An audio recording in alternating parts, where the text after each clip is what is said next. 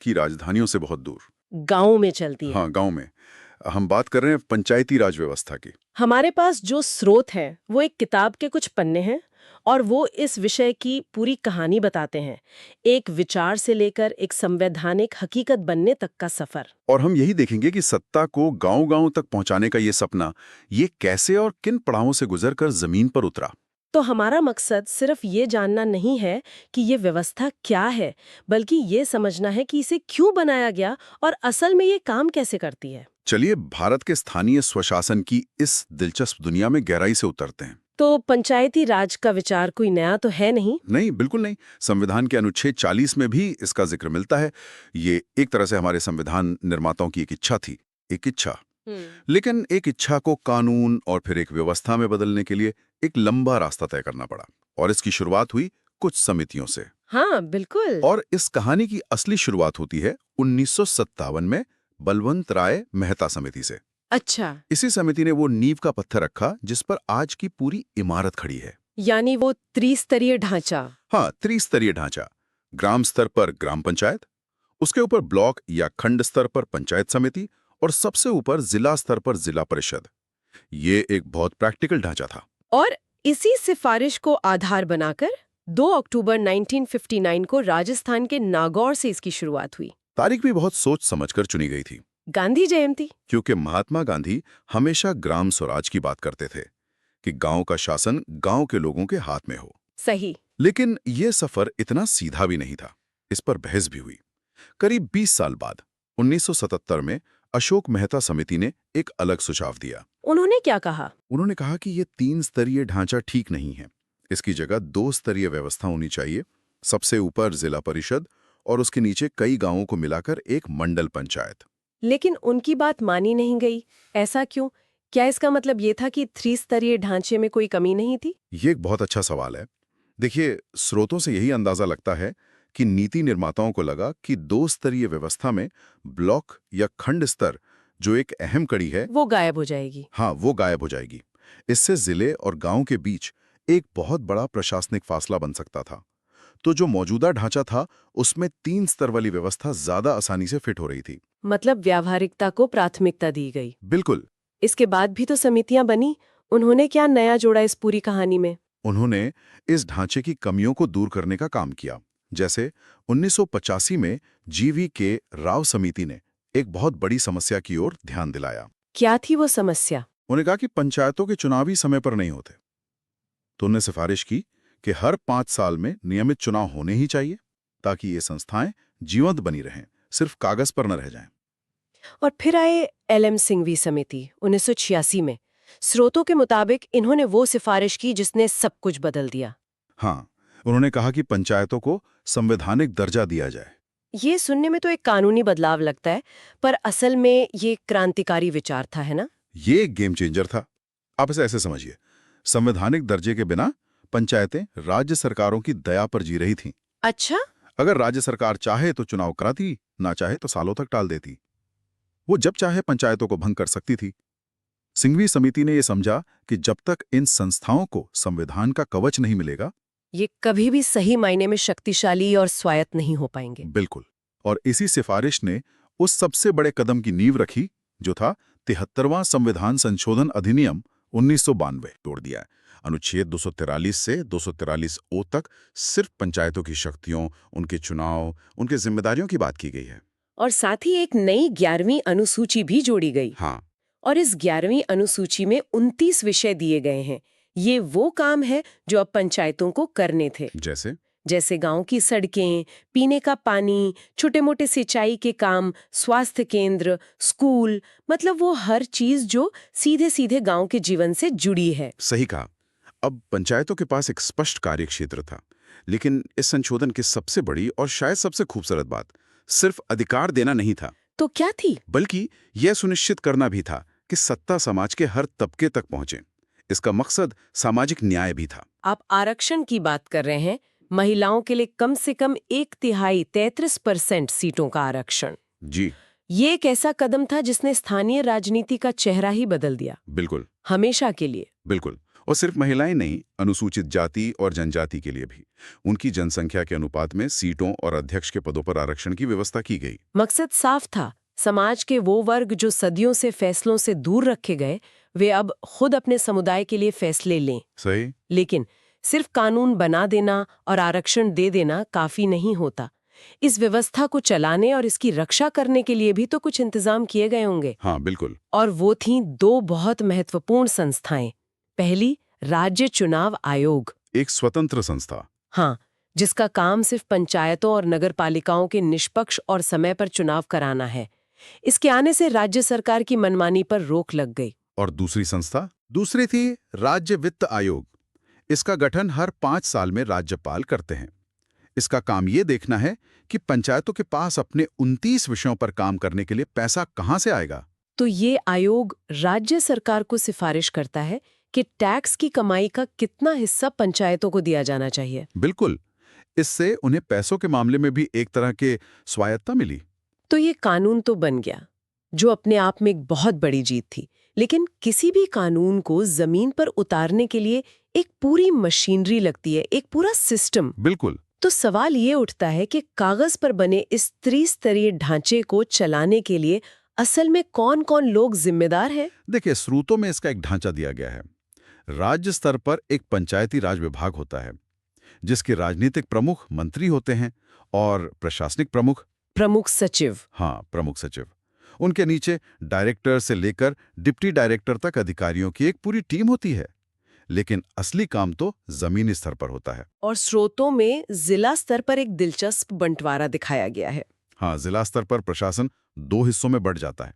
एक शहरी क्षेत्रों के लिए, जिसे हम नगरीय निकाय या नगरपालिका कहते हैं, और दूसरा ग्रामीण क्षेत्रों के लिए, जो कि हमारी आज की चर्चा का केंद्र है, पंचायती राज व्यवस्था। बिल्कुल। चलिए इसे एक राज्य के उदाहरण से समझते हैं, क्योंकि पंचायती राज राज्य सूची का विषय है, तो हर राज्य इसे अपने तरीके से लागू करता होगा। सही।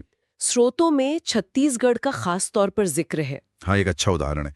जब छत्तीसगढ़ 1 नवंबर 2000 को मध्य प्रदेश से अलग होकर एक नया राज्य बना, तो उसने शुरुआत में मध्य प्रदेश पंचायती राज अधिनियम 1993 को ही अपना लिया। लेकिन जाहिर है हर राज्य की अपनी जरूरतें होती हैं, तो उन्होंने इसमें बदलाव किए होंगे। बिल्कुल। राज्य बनने के बाद इसमें संशोधन किए गए और इसे छत्तीसगढ़ पंचायती राज अधिनियम 1993 का नाम दिया गया। और ये संशोधित कानून छत्तीसगढ़ में 18 जून 2001 से पूरी तरह लागू हुआ। स्रोतों में छत्तीसगढ़ के संदर्भ में 2 अनोखे शब्द आते हैं, सहकारिता पंचायत और प्रोग्रेसिव पंचायत। ये क्या है? सहकारिता पंचायत का विचार बड़ा दिलचस्प है। ये एक तरह से टीम वर्क की भावना को बढ़ावा देता है। मतलब ये कि राज्य की सभी जिला पंचायतें एक दूसरे से मुकाबला ना करें, बल्कि एक दूसरे के साथ मिलकर काम करें। हाँ, अपने अच्छे काम साझा करें, एक दूसरे से सीखें। और प्रोग्रेसिव पंचायत एक और अच्छी पहल है। इसका मतलब है कि सरकार सिर्फ योजनाएं बनाकर गांव में नहीं भेज देती। तो क्या होता है? मान लीजिए किसी आदिवासी बहुल गांव में अधिकारी खुद जाकर समुदाय के साथ बैठते हैं और पूछते हैं कि उनकी असली जरूरतें क्या हैं। एक नया स्कूल या पीने के पानी की लाइन। अच्छा। और फिर योजना उसी आधार पे बनती है। ये ऊपर से नीचे नहीं, बल्कि नीचे से ऊपर की ओर शासन का एक उदाहरण है। तो हमने समितियों से लेकर संवैधानिक संशोधन और एक राज्य में इसके लागू होने तक का सफर देखा। अब उस सबसे बुनियादी इकाई पर आते हैं, जहां लोकतंत्र असल में सांस लेता है। ग्राम और ग्राम सभा। हाँ, सबसे पहले तो ये ग्राम कौन तय करता है? ये एक जरूरी सवाल है। सामान्य क्षेत्रों में ये अधिकार राज्य के राज्यपाल के पास होता है। वो एक अधिसूचना जारी करके किसी एक गांव या कुछ छोटे छोटे गांवों के समूह को मिलाकर एक ग्राम घोषित कर सकते हैं। और अनुसूचित क्षेत्रों में? अनुसूचित क्षेत्रों में, जहां की सामाजिक और सांस्कृतिक संरचना अलग होती है, वहां ये अधिकार एसडीओ या एसडीएम जैसे विकास अधिकारियों को दिया गया है। ठीक है। और ग्राम सभा, ये ग्राम पंचायत से अलग है ना? ये कोई चुनी हुई संस्था नहीं है। आपने बिल्कुल सही पकड़ा। ये सबसे महत्वपूर्ण अंतर है। ग्राम पंचायत तो वो संस्था है जिसमें चुने हुए प्रतिनिधि होते हैं, सरपंच और पंच। लेकिन ग्राम सभा उस गांव की मतदाता सूची में शामिल सभी वयस्क मतदाताओं से मिलकर बनती है। ये कोई प्रतिनिधि संस्था नहीं है, बल्कि ये स्वयं जनता है। बिल्कुल। अच्छा, तो मतलब ये गांव की संसद जैसी हो गई, जहां हर वोटर एक सांसद है। पर असल में ऐसा होता है क्या? क्योंकि कागज पर तो ये बहुत शक्तिशाली लगता है। कागज पर यह लोकतंत्र का सबसे शुद्ध रूप है। ग्राम पंचायत जो भी काम करती है उसे ग्राम सभा के सामने अपना हिसाब किताब रखना होता है। हर चीज का। हाँ, गांव में कौन सी योजना लागू होगी, उसका बजट क्या होगा, सरकार की योजनाओं के लाभार्थी कौन होंगे। सैद्धांतिक रूप से ये सारे फैसले ग्राम सभा में चर्चा के बाद ही लिए जाने चाहिए। ग्राम पंचायत ग्राम सभा के प्रति ही जवाबदेह होती है। इनकी बैठकों को लेकर भी कुछ कड़े नियम हैं। मुझे ये देखकर वाकई हैरानी हुई कि ग्राम सभा की बैठक साल में कम से कम 6 बार होना अनिवार्य है। हाँ, ये बहुत ज्यादा है। इसका मतलब हर 2 महीने में गांव के सब लोगों को इकट्ठा होना है। हाँ, और ये नियम इसीलिए बनाया गया है ताकि लोगों की भागीदारी लगातार बनी रहे। ऐसा न हो कि 5 साल में एक बार वोट दिया और फिर भूल गए। ये निरंतर जवाबदेही सुनिश्चित करने का एक तरीका है। और जो चुनी हुई पंचायतें हैं, उनकी बैठकों का क्या नियम है? ग्राम पंचायत, जनपद पंचायत और जिला पंचायत, इन तीनों चुनी हुई संस्थाओं की बैठकें तो हर महीने एक बार होनी ही चाहिए। हर महीने? जी।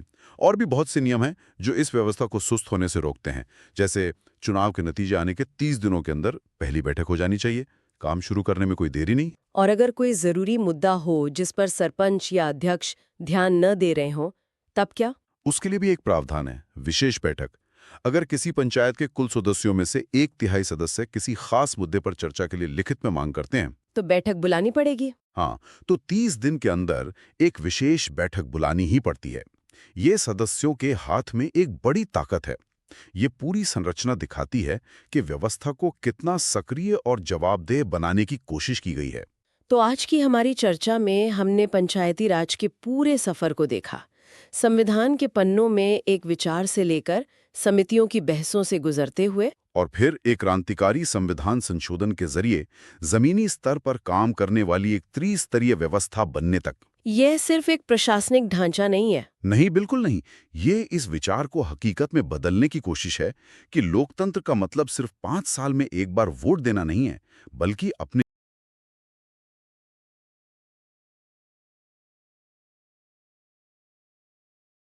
वो अपनी पहली बैठक कैसे बुलाएंगी, और अगर गांव वाले उनके काम से खुश नहीं हुए तो उन्हें हटाने की प्रक्रिया क्या है।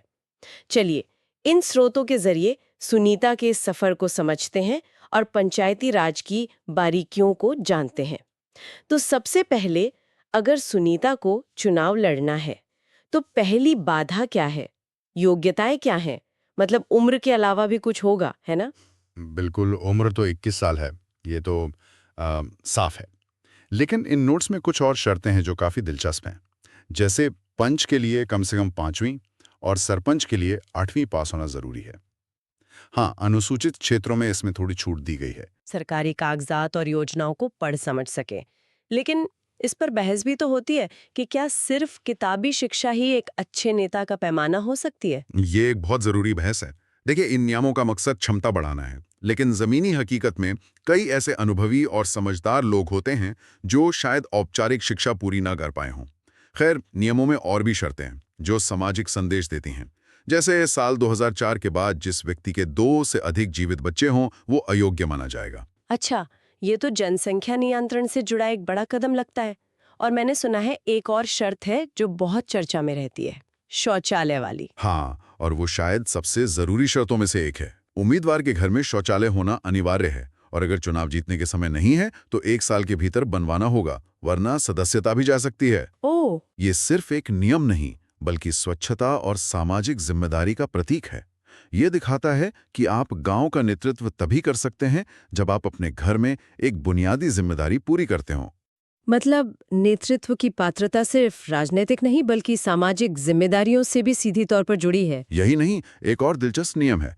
अगर कोई सदस्य जीतने के बाद बैठकों में लगातार आप कहिए गाली गलौज या बदतमीजी करता है, तो उसे भी पद के लिए अयोग्य घोषित किया जा सकता है। अच्छा, ये भी है। जी, यह पद की गरिमा बनाए रखने के लिए है। ठीक है, तो मान लेते हैं कि सुनीता इन सभी शर्तों को पूरा करती हैं, चुनाव जीत जाती हैं और अब वो सरपंच है। अब काम शुरू करना है, तो सबसे पहला काम तो बैठक बुलाना ही होगा। वो कैसे होता है? हाँ, बैठकें ही पंचायत की जान होती हैं। ये स्रोत बताते हैं कि मुख्य रूप से 3 तरह की बैठकें होती हैं। पहली है सामान्य बैठक, जो हर महीने होती है। हर महीने? जी, इसमें गांव की रोजमर्रा की परेशानियां जैसे सड़क, पानी, बिजली, इन पर चर्चा होती है। दूसरी है वार्षिक बैठक, जो साल में एक बार होती है। इसका बड़ा मकसद होता है आने वाले साल का बजट पास करना और पिछले साल के काम का हिसाब किताब देखना। और अगर कोई इमरजेंसी आ जाए, मान लीजिए गांव में अचानक पानी का संकट गहरा गया या कोई और बड़ी समस्या आ गई, उसके लिए विशेष बैठक का प्रावधान है। इसे कभी भी बुलाया जा सकता है, लेकिन एक शर्त है। क्या शर्त है? शर्त यह है कि ग्राम सभा के कम से कम 1/3 सदस्य लिखित में इसकी मांग करें। इससे यह सुनिश्चित होता है कि बैठक किसी एक व्यक्ति की मर्जी से नहीं, बल्कि एक बड़े समूह की जरूरत पर बुलाई जा रही है। अच्छा, यहाँ इन नोट्स में एक बात मुझे थोड़ी अजीब लग रही है। लिखा है कि सामान्य बैठक के लिए सिर्फ 1 दिन का नोटिस काफी है, लेकिन विशेष बैठक, जो कि इमरजेंसी के लिए हो सकती है, उसके लिए 30 दिन पहले सूचना देना जरूरी है। ये तो उल्टा नहीं लग रहा? आपात स्थिति के लिए तो बैठक जल्दी होनी चाहिए, फिर इतना लंबा नोटिस क्यों? ये सवाल बहुत अच्छा है और इसका जवाब इस व्यवस्था की गहराई को दिखाता है। देखिए, विशेष बैठक अक्सर किसी गंभीर या विवादास्पद मुद्दे पर बुलाई जाती है। जैसे किसी पर अविश्वास प्रस्ताव लाना हो। अच्छा। तो 30 दिन का समय इसलिए दिया जाता है ताकि गांव के हर व्यक्ति तक, चाहे वो कहीं भी हो, सूचना ठीक से पहुंच जाए। उन्हें सोचने, समझने और चर्चा के लिए तैयारी करने का पूरा मौका मिले। ये पारदर्शिता और सबकी भागीदारी सुनिश्चित करने का एक तरीका है। समझ गए, ताकि जल्दबाजी में कोई बड़ा फैसला ना हो जाए। ये एक तरह का सेफ्टी मैकेनिज्म है। बिल्कुल। खैर, मान लीजिए सुनीता ने बैठक बुला ली, लेकिन मैं सोच रही हूँ कि गांवों में तो अक्सर ऐसा होता होगा कि सब लोग पहुंच ही नहीं पाते। किसी का खेत में काम है, कोई शहर गया है, तो क्या 100 लोगों की सभा में अगर सिर्फ 10 लोग आएं, तो भी वो बैठक करके पूरे गांव के लिए फैसला ले सकते हैं? इसे रोकने के लिए कोई नियम होगा? बिल्कुल, और इसी नियम को गणपूर्ति या कोरम कहते हैं। कोरम? जी, इसका मतलब है बैठक को वैध मानने के लिए कम से कम कितने लोगों का होना जरूरी है, और ये संख्याएं अलग-अलग स्तरों पर अलग-अलग हैं। जैसे ग्राम सभा के लिए सामान्य क्षेत्रों में 1/10 सदस्य, यानी 10%। हाँ, लेकिन अनुसूचित क्षेत्रों में जहां भागीदारी ज्यादा जरूरी मानी गई है, वहां 13 सदस्यों का होना जरूरी है। और ग्राम पंचायत के स्तर पर, जहां पंच और सरपंच बैठते हैं? ग्राम पंचायत की बैठक के लिए नियम और भी सख्त है। वहां कुल सदस्यों में से आधे, यानी 50% का होना जरूरी है। 50%? जी। और उससे ऊपर जनपद व जिला पंचायत के लिए 1/3 सदस्यों की उपस्थिति अनिवार्य है। और अगर ये गणपूर्ति पूरी न हो तो बैठक का क्या होता है? बैठक स्थगित कर दी जाती है। ओके। फिर 30 दिनों के भीतर अगली बैठक बुलाई जाती है। और दिलचस्प बात यह है कि इस स्थगित बैठक के लिए गणपूर्ति अनिवार्य नहीं होती। अच्छा। हाँ, इसके पीछे सोच यह है कि काम रुकना नहीं चाहिए। एक बार मौका दिया गया, अगर लोग नहीं आए तो विकास के काम को रोका नहीं जा सकता। तो ये तो हुई बैठक को चलाने की बात, जहां संख्या बल तय करता है कि चर्चा होगी या नहीं। लेकिन क्या यही संख्या बल किसी चुने हुए प्रतिनिधि, जैसे हमारी सरपंच सुनीता, का भविष्य भी तय कर सकता है? यानी अगर लोग उनके काम से खुश नहीं हैं, तो क्या उन्हें हटाने का भी कोई प्रावधान है? हाँ, और ये लोकतंत्र की सबसे बड़ी ताकत है। इसे अविश्वास प्रस्ताव कहते हैं। ग्राम पंचायत स्तर पर सरपंच या पंच के खिलाफ प्रस्ताव लाने के लिए पहले तो ग्राम सभा के 13 सदस्यों की लिखित सहमति चाहिए। फिर बैठक बुलाई जाती है और वहां प्रस्ताव पास करने के लिए उपस्थित और मतदान करने वाले सदस्यों का 3/4 बहुमत चाहिए। 3/4 मतलब 75%? जी, 75%। ये तो बहुत ही बड़ा बहुमत है। ऐसा क्यों? किसी को हटाने के लिए इतनी मुश्किल शर्त क्यों रखी गई है? सोचिए, 75% बहुमत, ये सीमा जानबूझकर इतनी ऊंची रखी गई है। इसका मकसद यह है कि सरपंच या अध्यक्ष को छोटी मोटी राजनीतिक खींचतान या 4-5 लोगों के व्यक्तिगत मतभेदों के कारण आसानी से न हटाया जा सके। अच्छा, ताकि एक तरह की स्थिरता बनी रहे? बिल्कुल, ताकि चुने हुए प्रतिनिधि बिना किसी डर के 5 साल तक काम कर सकें। ये एक संतुलन है जवाबदेही और स्थिरता के बीच। और इन स्रोतों में छत्तीसगढ़ के एक अनोखे प्रावधान वापस बुलाने यानी राइट टू रिकॉल का भी जिक्र है। Right to recall? जी, इसके तहत जनता 2.5 साल का कार्यकाल पूरा होने के बाद मतदान करके सीधे अपने पदाधिकारी को वापस बुला सकती है। ये तो बहुत दिलचस्प है। अच्छा, ये सारे नियम और प्रक्रियाएं किसी ठोस आधार पर तो टिकी होंगी? मतलब इनका जिक्र संविधान में कहाँ है? बिल्कुल, संविधान में पंचायतों के लिए पूरा एक खाका तैयार किया गया है। इसे आप पंचायत का जॉब डिस्क्रिप्शन समझ सकते हैं। जैसे अनुच्छेद 243A कहता है कि ग्राम सभा ही गांव की विधायिका है, वही असली मालिक है। विधायिका? हाँ, यही तय करती है कि सरकारी योजनाओं का लाभ किसे मिलेगा। फिर अनुच्छेद 243C इसकी त्रिस्तरीय संरचना बताता है। त्रिस्तरीय संरचना यानी ग्राम, जनपद और जिला पंचायत, इसे आसानी से कैसे समझ सकते हैं? इस त्रिस्तरीय संरचना को एक पिरामिड की तरह समझिए। सबसे नीचे नींव में हर गांव की अपनी ग्राम पंचायत है, जो करीब 1000 की आबादी पर बनती है। ठीक है। फिर कई गांवों को मिलाकर ब्लॉक या तहसील स्तर पर बनता है जनपद पंचायत, और पिरामिड में सबसे ऊपर पूरे जिले के लिए होती है जिला पंचायत। हर स्तर की अपनी जिम्मेदारियां हैं जो मिलकर पूरे जिले का विकास करती हैं। इसी संवैधानिक ढांचे में आरक्षण की बात भी आती है, और इन नोट्स के मुताबिक छत्तीसगढ़ का आंकड़ा बहुत प्रभावशाली है। आप बिल्कुल सही कह रही हैं। अनुच्छेद 243D आरक्षण का प्रावधान करता है। जहां पूरे भारत में महिलाओं के लिए 33% आरक्षण है, वहीं इन नोट्स के मुताबिक छत्तीसगढ़ में ये 50% है। 50%? जी। बिहार के बाद छत्तीसगढ़ ऐसा करने वाला दूसरा राज्य बना। ये स्थानीय राजनीति में महिलाओं की भागीदारी सुनिश्चित करने की दिशा में एक बहुत बड़ा और प्रगतिशील कदम है। 50% आरक्षण का आंकड़ा सुनने में तो बहुत प्रभावशाली है, और ये वाकई एक बड़ा कदम है। लेकिन इन स्रोतों में क्या इस बात का भी जिक्र है कि जमीनी हकीकत क्या है? क्योंकि अक्सर सरपंच पति या प्रधान पति की धारणा सामने आती है, जहां महिला सिर्फ नाम के लिए प्रमुख होती है और फैसले उनके घर के पुरुष लेते हैं। क्या ये नियम इस सामाजिक चुनौती से निपट पाते हैं? ये एक बहुत ही जायज सवाल है। देखिए, ये स्रोत कानूनी प्रावधानों पर केंद्रित हैं, जो इस सामाजिक पहलू पर ज्यादा कुछ नहीं कहते हैं। कानून अवसर पैदा कर सकता है, दरवाजे खोल सकता है। 50% आरक्षण ने लाखों महिलाओं को घर से बाहर निकलकर राजनीति में आने का मौका दिया है। लेकिन असली सशक्तिकरण तब आएगा जब सामाजिक सोच भी बदलेगी। हालांकि कई महिला सरपंच अब खुद फैसले ले रही हैं और बहुत अच्छा काम कर रही हैं, लेकिन सरपंच पति की चुनौती अभी भी एक हकीकत है। और इनका कार्यकाल कितना होता है? अगर सुनीता सरपंच बनी तो कितने साल काम करेंगी? अनुच्छेद 243E के तहत पंचायतों का कार्यकाल 5 वर्ष का होता है। 5 साल? जी। और अगर किसी वजह से पंचायत बीच में ही भंग हो जाती है तो 6 महीने के भीतर चुनाव कराना अनिवार्य है। सत्ता का खालीपन ज्यादा दिन नहीं रह सकता। ठीक है। तो अब सुनीता सरपंच हैं, उन्हें नियम पता है, संवैधानिक सुरक्षा भी है, लेकिन सबसे जरूरी सवाल, वो क्या-क्या काम कर सकती हैं? उनके पास शक्तियां क्या हैं? और उन कामों के लिए पैसा कहाँ से आएगा? यहीं पर पंचायत का असली जॉब डिस्क्रिप्शन सामने आता है।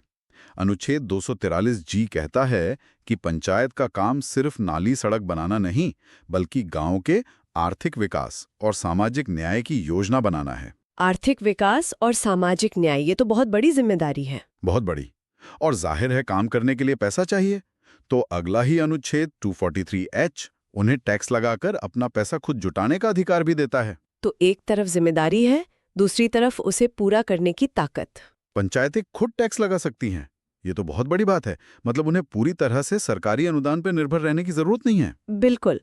इन स्रोतों के अनुसार छत्तीसगढ़ पंचायत अधिनियम की धारा 77 के तहत पंचायतें कुल 9 प्रकार के कर लगा सकती हैं। 9 तरह के? जी, 9। इन्हें 2 श्रेणियों में बांटा गया है। कुछ अनिवार्य कर हैं जो लगाने ही पड़ेंगे, जैसे वाहनों पर टैक्स, जमीन पर टैक्स, रोड लाइट का टैक्स और पशुओं पर टैक्स। और दूसरी श्रेणी कौन सी है? दूसरी श्रेणी है ऐच्छिक करों की। इन्हें पंचायत अपनी जरूरत और क्षमता के हिसाब से लगा भी सकती है और नहीं भी, जैसे पीने के पानी पर टैक्स, सिंचाई कर और जल निकासी कर। यह पंचायतों को वित्तीय रूप से आत्मनिर्भर बनाने की दिशा में एक बहुत महत्वपूर्ण कदम है। ताकि वे अपने छोटे-मोटे खर्चों के लिए खुद संसाधन जुटा सकें। बिल्कुल। तो आज सुनीता के सफर के जरिए हमने देखा कि पंचायती राज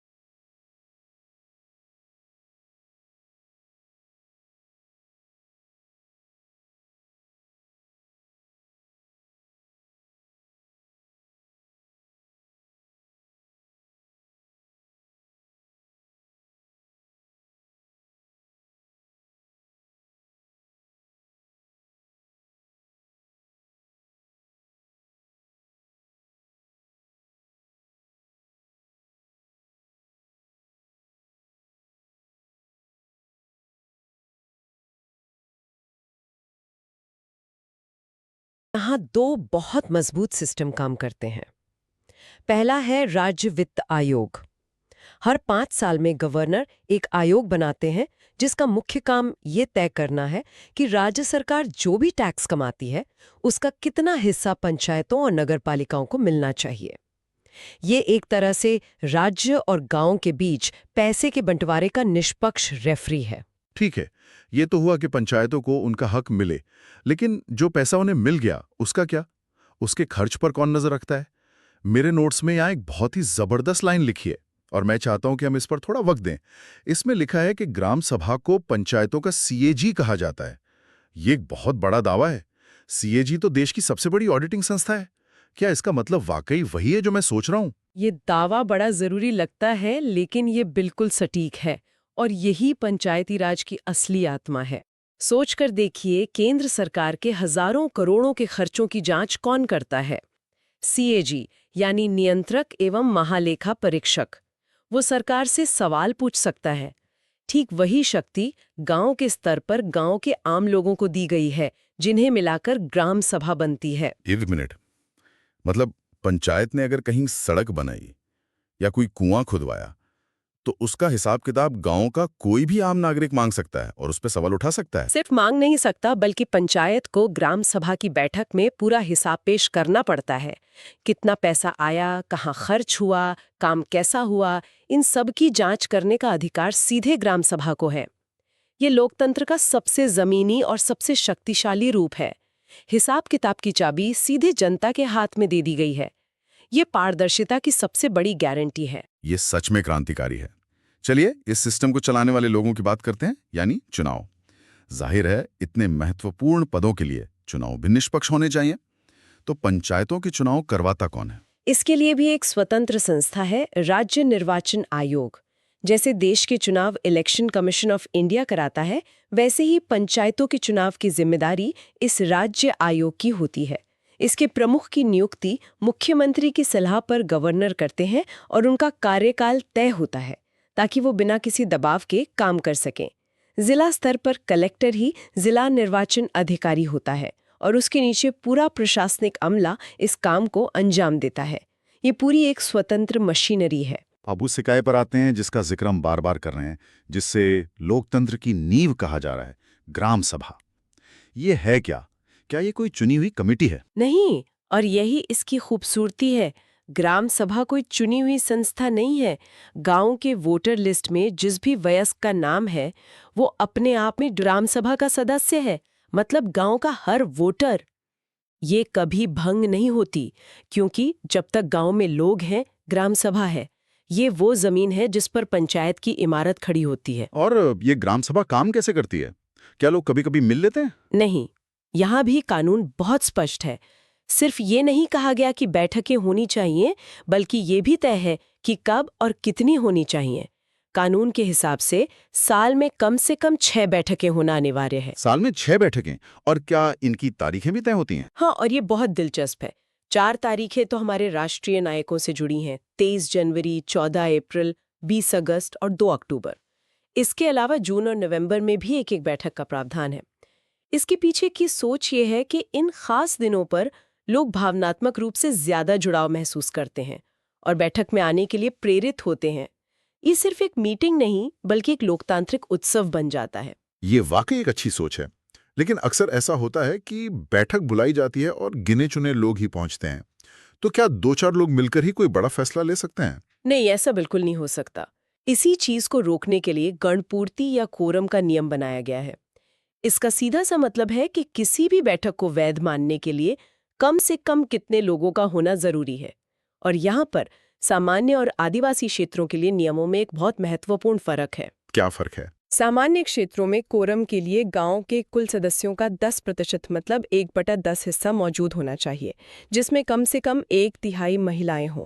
लेकिन आदिवासी यानी अनुसूचित क्षेत्रों में ये नियम कहीं ज्यादा सख्त है। वहां कुल सदस्यों का 1/3 मतलब 1/3 हिस्सा मौजूद होना जरूरी है, और यहाँ भी 1/3 महिलाओं की शर्त लागू है। आदिवासी क्षेत्रों में इतना सख्त नियम क्यों? 1/3 तो काफी ज्यादा संख्या है। इसका एक बहुत गहरा सामाजिक और संवैधानिक कारण है। आदिवासी क्षेत्रों की अपनी एक अलग संस्कृति, परंपरा और जरूरतें होती हैं। वहाँ ज्यादा कोरम का प्रावधान इसलिए है ताकि उस स्थानीय समुदाय की, जिनके लिए ये विशेष कानून बने हैं, विकास के हर फैसले में एक मजबूत और प्रभावी भागीदारी हो। कोई भी बाहरी व्यक्ति या छोटा समूह उनके अधिकारों के बारे में फैसला ना ले सके, उनकी आवाज दबने ना पाए। ये तो हुई लोगों की संख्या की बात, लेकिन बैठक की अध्यक्षता कौन करता है? सामान्य तौर पर तो सरपंच ही करते होंगे। सामान्य क्षेत्रों में हाँ, सरपंच या उनकी गैर मौजूदगी में उप सरपंच। लेकिन अब मैं आपको इस कानून के सबसे क्रांतिकारी प्रावधान के बारे में बताती हूँ, जो अनुसूचित क्षेत्रों से जुड़ा है। वहाँ ग्राम सभा की बैठक की अध्यक्षता सरपंच, उप सरपंच या कोई भी चुना हुआ पंच नहीं कर सकता। तो फिर कौन करता है? बैठक में जो लोग मौजूद हैं, वे अपने में से ही बहुमत से किसी को अध्यक्ष चुनते हैं। और शर्त यह है कि अध्यक्ष केवल अनुसूचित जनजाति यानी एसटी का कोई सदस्य ही हो सकता है। कल्पना कीजिए, ये कितनी बड़ी शक्ति है। ये उस क्षेत्र के स्थानीय समुदाय को सच में सशक्त करता है और उनके पारंपरिक स्वशासन को सम्मान देता है। ये सिर्फ एक नियम नहीं, बल्कि सत्ता को उसके असली हकदारों को सौंपने का एक जरिया है। ये सच में बहुत बारीक और महत्वपूर्ण नियम है। चलिए अब ग्राम सभा से आगे बढ़कर उस निकाय पर आते हैं जिसे हम ग्राम पंचायत कहते हैं, यानी वो संस्था जिसमें चुने हुए प्रतिनिधि होते हैं। एक पंचायत में कितने सदस्य होते हैं? इसका भी एक सीधा सा हिसाब है। औसतन हर 100 लोगों की आबादी पर एक वार्ड बनाया जाता है और एक ग्राम पंचायत में कम से कम 10 और ज्यादा से ज्यादा 20 वार्ड हो सकते हैं। हर वार्ड से एक पंच चुना जाता है और पूरी पंचायत के लिए एक सरपंच। और इन पदों पर चुनाव लड़ने के लिए क्या शर्तें हैं? नोट्स में कुछ बहुत दिलचस्प नियमों का जिक्र है जो सिर्फ उम्र